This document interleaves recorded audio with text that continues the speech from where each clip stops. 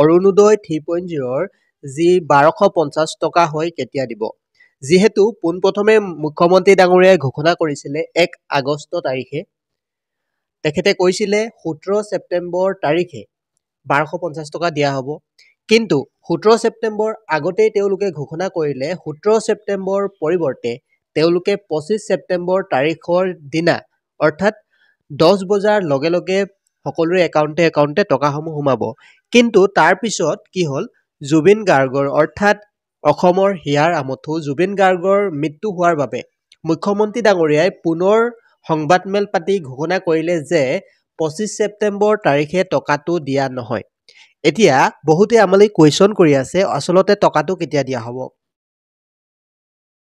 সকলোবিলাক আপডেট আমি এই ভিডিঅ'টিৰ জৰিয়তে আলোচনা কৰিছোঁ যদিহে আপোনালোকে আমাৰ চেনেলত প্ৰথমবাৰৰ বাবে আহিছে তেনেহ'লে চেনেলটি ছাবস্ক্ৰাইব কৰি কাষৰ যিটো বেল আইকন আছে প্ৰেছ কৰিবলৈ নাপাহৰিব আহক আজিৰ ভিডিঅ' ডেছক্ৰিপশ্যনত আমি এটা লিংক দিছোঁ আপুনি যদি তাত ক্লিক কৰে এনেকুৱা ধৰণে পেজটো দেখিবলৈ পাব তাত স্পষ্টকৈ উল্লেখ আছে সকলোবিলাক ডিটেইল ডেছক্ৰিপশ্যনত আপোনালোকে ক্লিক কৰি ল'ব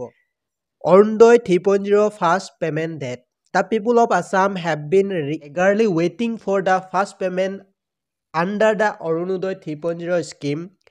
Initially, Chief Minister Himanta Biswa Sharma that announced that the first installment would be released on 17 September. অৰ্থাৎ 17 ছেপ্টেম্বৰ তাৰিখে দিয়াৰ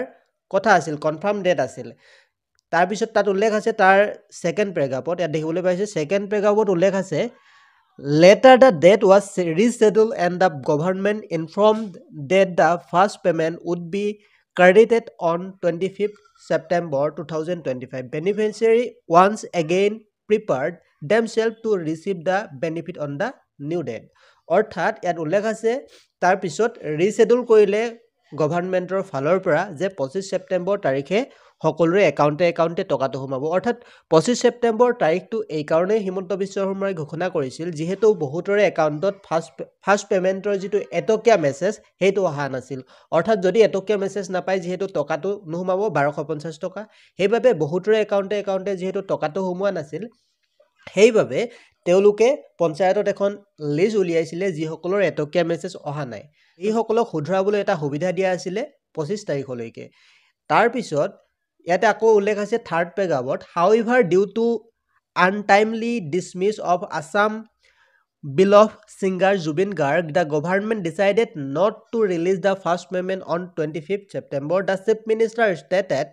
that the new payment date will be announced in the coming day অৰ্থাৎ ইয়াত উল্লেখ আছে থাৰ্ড যিটো পেৰাগ্ৰাফ আছে অৰ্থাৎ জুবিন গাৰ্গৰ মৃত্যু হোৱাৰ বাবে ফাৰ্ষ্ট পেমেণ্ট 25 ছেপ্টেম্বৰ তাৰিখে ঘোষণা কৰা নহয় অৰ্থাৎ 25 ছেপ্টেম্বৰ তাৰিখে পইচাটো আপোনালোকৰ ৰিলিজ কৰা নহয় বুলি ইয়াত উল্লেখ আছে আৰু তাতে উল্লেখ আছে লাষ্টৰ যিটো লাইন আছে the chief minister stated that the new payment date will be announced in the coming days অৰ্থাৎ ফাৰ্ষ্ট পেমেণ্ট কেতিয়া দিয়া হ'ব অৰুণোদয় 3.0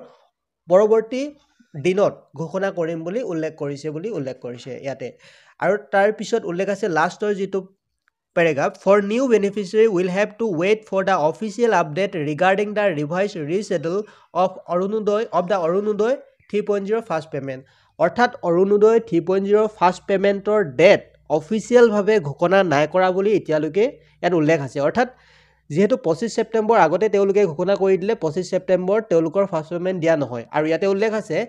এতিয়া অৰুণোদয় 3.0 ফাৰ্ষ্ট পেমেণ্ট কেতিয়া দিব তাৰ অফিচিয়েল কোনো আপডেট নাই বুলি এই ৱেবছাইটত উল্লেখ আছে আপুনি ডেছক্ৰিপশ্যনত যিটো লিংক আছে তাত যদি ক্লিক কৰে এই সকলোবিলাক বাৰ্তা আপুনি জানিব পাৰিব তো গতিকে আপুনি যদি আমাৰ চেনেলত প্ৰথমবাৰৰ বাবে আহিছে তেনেহ'লে চেনেলটি ছাবস্ক্ৰাইব কৰি ল'ব আৰু কাষৰ যিটো বেল আইকন আছে প্ৰেছ কৰিবলৈ নাপাহৰিব আপুনি ডেছক্ৰিপশ্যনত ক্লিক কৰাৰ লগে লগে এনেকুৱা ধৰণে দেখিবলৈ পাব আৰু অলপ যদি স্ক্ৰল ডাউন কৰে ইয়াতে দেখিবলৈ পাইছে অৰুণোদয় 3.0 আসাম 2025 অভাৰভিউ তাৰ তলত আপোনালোকে দেখিবলৈ পাব